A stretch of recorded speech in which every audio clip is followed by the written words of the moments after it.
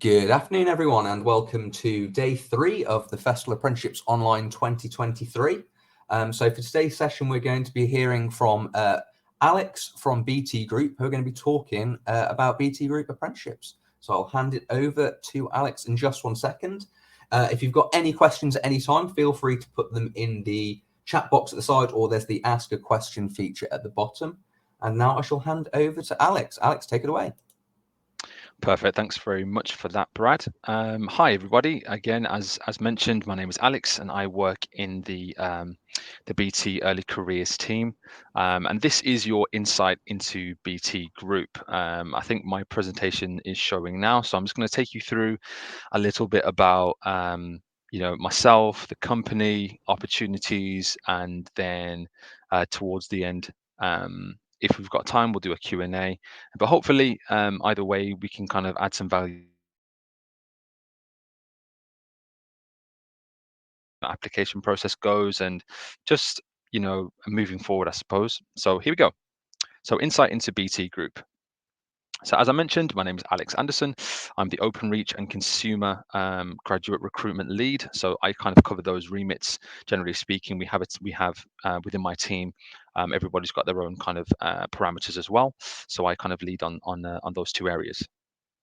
So what we're going to do is we're going to start with a brief introduction, and then I'm going to talk to you guys a little bit about BT as a company, and then we'll move on to the different roles that we have available, and then finally we'll move on to some more interesting stuff like the application process, some CV writing that you might find useful as well, and some application hints and tips as well.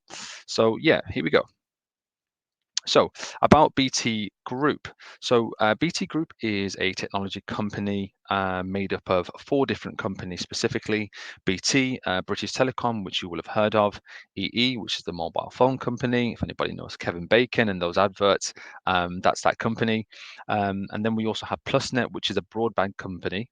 And finally, Openreach, which is more kind of infrastructure in terms of kind of telephone lines, fiber optic networks, that type of thing as well. So as it says, we're not just a broadband company, we're actually a global company, and we're helping people in over 180 countries to create kind of collaborative and better communication, generally speaking. So as a part of our company that you might not know, we actually facilitate all of the 999 calls in the UK. So we provide the systems that allow for that. We also,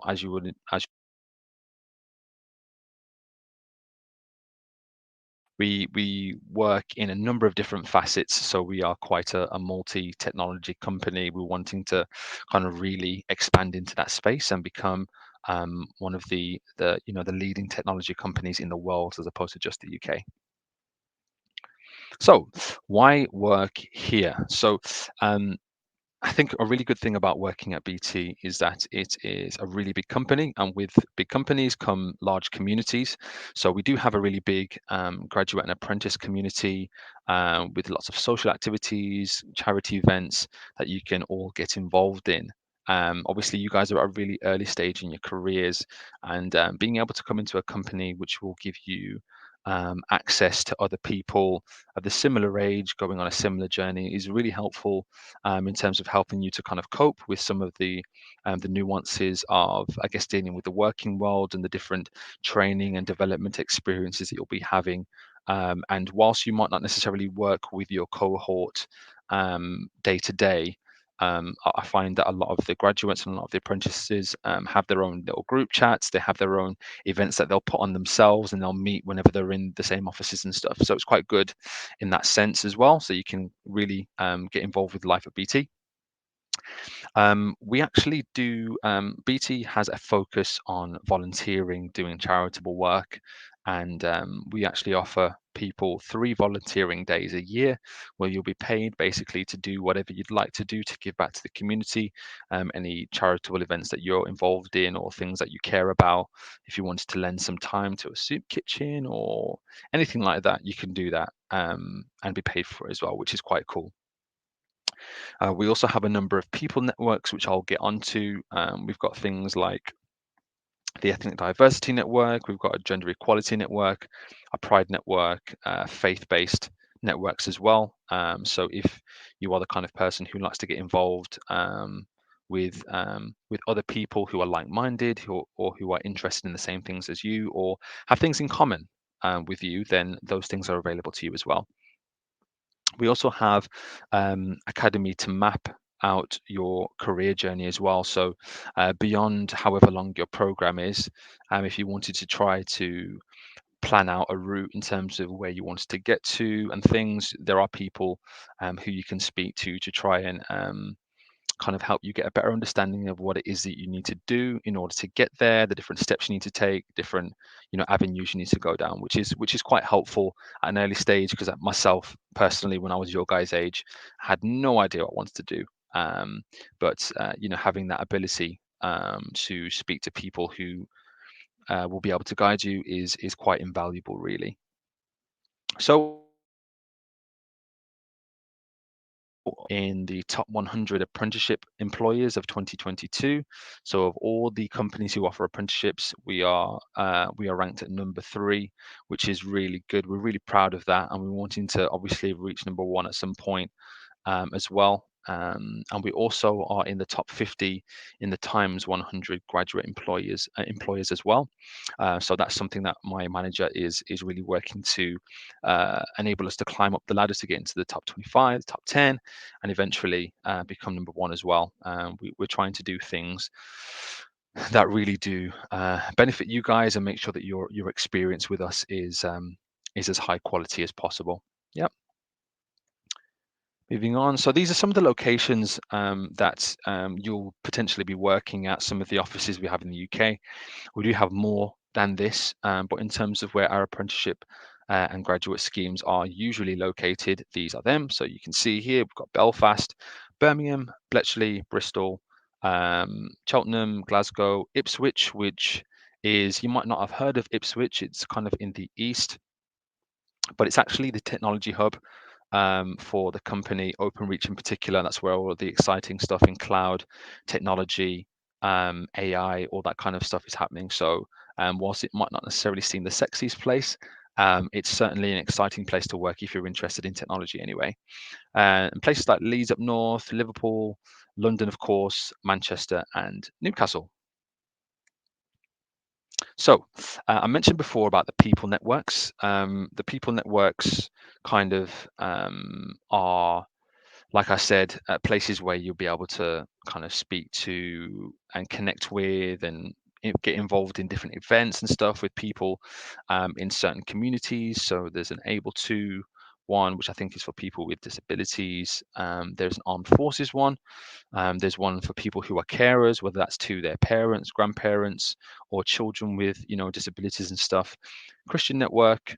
There's an ethnic diversity network, a gender equality network, Jewish, Muslim, peer-to-peer, Pride, and Sikh as well. So as you can see, there are a lot of different networks that you can get involved with within the company, which is quite good, I think, for something kind of outside of work, for you to still kind of get involved with BT in another context and on a deeper level as well.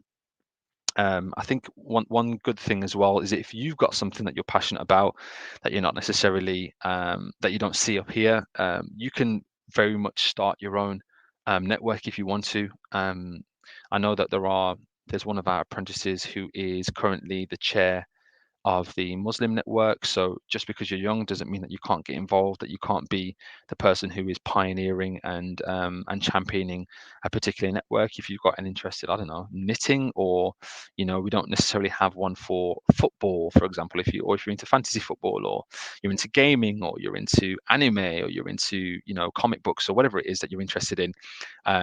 That you feel like you'd like to create a space for other people within the company to get together and talk about them. the people networks is where you can kind of do that, which I think is really cool. Moving on. So these are some of the roles that we have available that you guys can apply to, and I do encourage you to look on the website to see what roles are available at the moment, which ones tickle your fancy, and sometimes it might not necessarily be for now. It might be something that you're interested in, later on down the line. But please do have a look. So we've got things in applied research, business management, chartered management, commercial management, cybersecurity, data analytics. We've got our data analyst roles, data engineering, field engineering, which I'm not sure if anybody is familiar with field engineering. That's pretty much the people who that you'll see in the vans for kind of OpenReach or BT, who actually go out into people's homes or go out into businesses and help us, help to set up their networks. Those types of jobs aren't necessarily the ones that would jump out at you when you talk about an apprenticeship or when you talk about BT necessarily, but they are actually really good in the sense that they give you a lot of flexibility. I think a lot of people, certainly I did when I was younger, I didn't really like the idea of sitting in an office and kind of working, at a desk all day. But being a field engineer, you get to get out in the world, you get to drive here and there, meet new and interesting people, develop skills on that front as well, and kind of manage your own time in that sense. So it might be something to look into if you've never thought about it before. Just thought I'd put that out there. We've also got things in finance, networks engineering, project management, sales, software engineering, and technical consultancy. So as you can see there, guys, we've got a wide range of roles here that you guys can get involved with and apply for. So please do, like I said, check out the website. If there are some names here, like chartered management, what's that, for example, or data engineering, what does that actually mean? Really do check out the website in terms of the different roles and the job descriptions that are out there, to get a better understanding of what that is and what the requirements are, and if it's something that you're going to be interested in moving forward. I would also like to suggest, really do utilize social media to get better insights in the types of roles that you're into. So, for example, I'm not sure how many of you have heard of LinkedIn or have a LinkedIn profile. If you don't have one, please do get one. It's basically a professional, or should I say, a social media site for professionals. So with that, you can create a profile. You can put some of your work history on there if you've got it, or any experience that you have. Um, and then you can connect with people in these areas, in these industries that you're interested in, have a conversation with them, send a message to them, and ask them about the things that you're interested in. Ask them to have a conversation with you, whether over the phone or meet for a coffee or whatever it is, because people are usually quite good at sharing their knowledge. Everyone likes to feel not important, but everyone likes to feel like they're able to contribute and to really help you guys as you're in an early stage of your career. And if you show yourself to be really keen as well, people do really respond to that. So definitely, at the end of this call, if you don't have a LinkedIn profile, look into it, download the app, and set yourself up, because you'll probably have it throughout your career depending on what you get doing. Okay, sweet. So in terms of the different programs available that are a bit more relevant to yourselves, so I'll go over the university programs, just because obviously maybe it might not be relevant now, but it might be in the future. So the graduate programs that we have are rotational. We have rotational and non-rotational programs that last for 2 to 3 years. By rotational, what I mean is that every 8 months you get to move to a different department depending on the area of the business that you're working in. So for example, in if you're going to go into a marketing role, you might be doing things like, or a business role, should I say, you might be doing things like marketing, you might be doing things in sales, you might be looking at things from a number of different areas within, I guess, business as well. So it's good in a sense because you get training and development in those different areas of the business, and you get to kind of meet different groups of people and work with them and gain some really good skills in certain areas as well. So the rotations are quite good. But if you The non-rotational ones are, I guess, more for people who know exactly what they want to do out of uni as well. So we do industrial placements as well, which are 10, 11 months. Generally speaking, in university programs, a lot of people have a placement year where they're supposed to kind of go out and work in a company for, for an academic year, basically as a part of their course. And we do offer those as well. As long as you're in your second year, you can apply for those. So that might be something worth looking at. And we also do summer internships as well, which is a similar thing. Or if you just wanted to work over the summer and gain some experience, that would be a really good gateway into the other things like an industrial placement or a graduate scheme as well. Because once your foot's in the door, you form relationships, things like that. You get an insight into BT, how we work, what makes us tick, and it can really help you with your application moving forward. And just to let you guys know, all of these roles are paid as well, so it's not free work that you're doing. You're getting paid quite well, I would say, for a lot of these, which is always a bonus. And then onto the apprenticeship programs.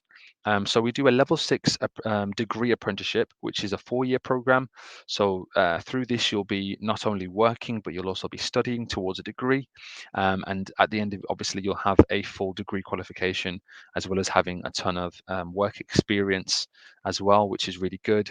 I know some people who are doing a degree apprenticeship at the moment who are really enjoying it. They're finding it challenging, yes, but they're having a good time really getting stuck in with some really big projects. Actually, I was quite surprised when I heard about the different projects they get stuck into, even early on.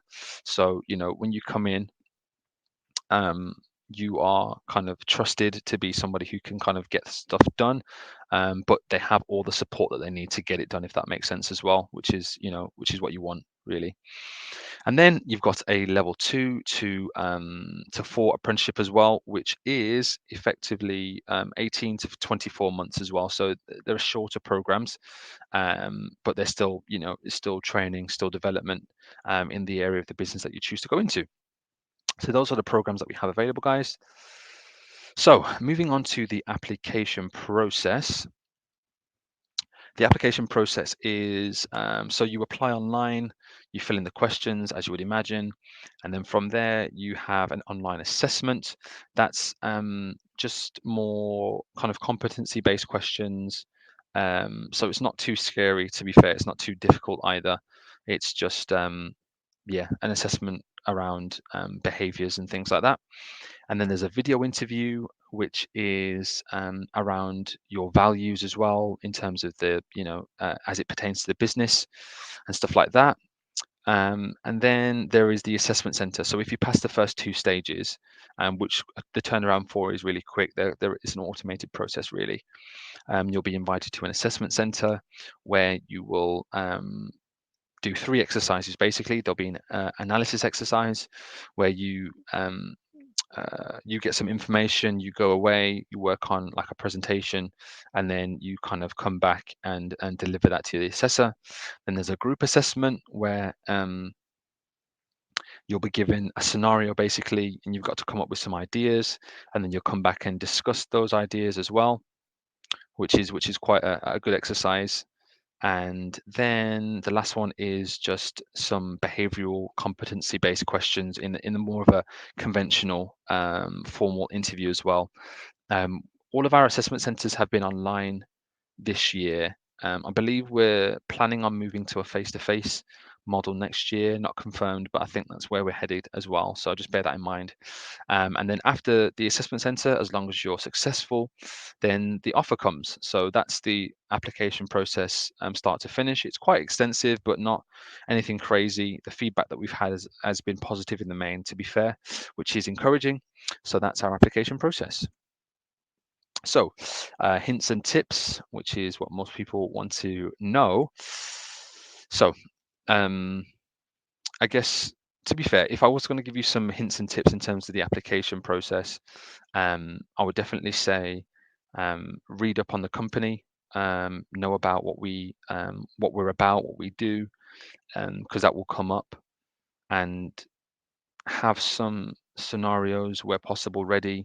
If you are asked a question about, tell me a time when this particular thing happened or that particular thing happened, that would be a good thing to keep in mind as well. So I'm going to take you guys through some CV writing. And we don't actually take CVs, just full disclosure, but I think this is still a good skill to have. Um, Obviously, depending on where you apply in the future, these are some things that you can kind of keep in mind as well when you're putting a CV for yourself together. So it needs to be easy to skim through. So as somebody who has worked in recruitment, one thing that is a real turnoff is really long-winded CVs. So try and keep it succinct, keep it, short and to the point. Say what you want to say, using, obviously appropriate information, but don't waffle if you can avoid it. So we want it to be free of spelling and grammar errors as well, because that, the time and care that you take into something as simple as your CV will have a reflection on how we perceive that you'll take care in a job, if that makes sense. So if it's full of grammar errors, spelling errors, then it doesn't look great as in terms of a first impression, because obviously we can't see you as people, we don't know who you are. So always have either your parents or a friend look over your CV and make sure that it looks okay. Yeah.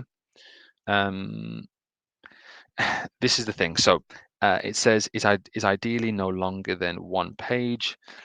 Different recruiters will tell you different things about this. But generally speaking, if you can condense your experience into a page and do so, if you go over, it's not the end of the world. Just make sure it's not 4, 5, 6 pages, because again, I'm not going to read through that personally. I'm going to skim, look for the things I'm looking for, and then I'm going to move on. So make sure, guys, that you're condensing your CVs as far as possible so they're succinct and you get all the good bits in there. So it's tailored to the specific job position. So this is a really good one. So if you see a job that you're wanting to apply for, make sure that you read the job description, read it carefully, and then amend your CV accordingly. So the different skills that are involved in the role, make sure that you're demonstrating those skills in your CV. Obviously, as long as you have um, you've done those things, or at the very least, if you're going to lie in your CV, between me and you, at least be prepared to talk about it in your interview, because oftentimes interviewers will take bits from your CV and ask you about those things, and so if you've not actually done them, you'll get found out pretty quickly. Okay, so yeah, so we want it to be focused on your skills and achievements. I like to do this with bullet points. So whatever skills you've got, try and bullet point them or just summarize them very briefly. And then achievements are a big one. Whatever role that you've done or whatever experience you've had, it doesn't have to be work, because sometimes obviously you've not necessarily had a job yet. Any achievements that you can put in there are really good, because it's something for the interviewer to hold on to and ask you about, and it kind of demonstrates how you can go into a particular role or a situation and be a go-getter and get stuff done. Yeah, so you've also got uses a professional font and has a simple layout. This is pretty self-explanatory. We don't want any crazy fonts or anything silly. You want it to, obviously, if you want to inject some personality, then fine. Just make sure it doesn't look like something for a year 6 student. Yeah. Yeah, so you can include a resume summary or objective as well. That's kind of be a bit of a blurb about yourself, really. I'll just whiz through these because we're running out of time. So we don't want it to be kind of, sorry, yeah, we don't want it to be disorganized or difficult to read. And so again, having other people read through it will also help you with that. Um, Yeah, make sure whatever email address that you use is a professional one, just basic, has your name or something like that. We don't want any sexies in there, no crazy names or nicknames. Just make sure if you don't have a professional email address, make sure you make one. Like I mentioned, the bullet points. Yeah, I think these are just do's and don'ts. So yeah, sweet. So moving on, some of the do's for the actual interview itself and do some practice. A lot of the times these days they've got video interview portions. So a lot of you, being the TikTok generation and, having a lot of social media experience, you'll be used to talking to the camera, but some of you might not be. So do practice kind of answering questions back to a camera, because that can be a bit jarring and can throw you during an interview. Check and double check your microphone and camera to make sure they're working, because you don't want to get into an interview and your camera's not working, your microphone's not set up, because it just it prolongs the situation. It shows that you're not prepared if you've not done it. Make sure you're in a quiet location. You wouldn't believe some people have come to interviews in supermarkets, on buses, crazy stuff like that. So make sure you're in a quiet place where you won't be disturbed.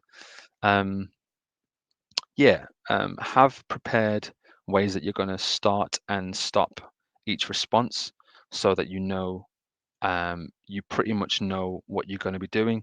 In terms of a technique, you can use the STAR technique, which is situation, task, situation, task, action, and then result as well. If you want to add evaluation on the end of that, you can make it stare as well. Though that's a really, really, really, really good way to actually format your answers for questions that you get.